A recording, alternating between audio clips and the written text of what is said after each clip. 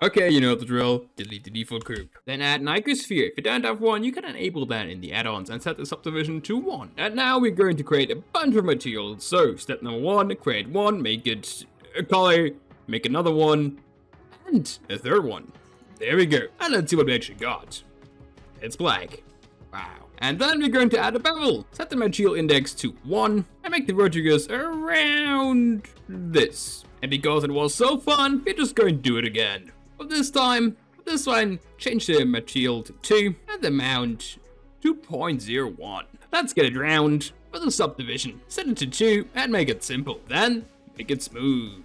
Add the cast modifier and set the factor to 1. Ah, that's definitely a round. Then apply all the modifiers. Go to the edit and select all the stuff in between. Press Alt E to extrude along the normals and extrude a little bit in.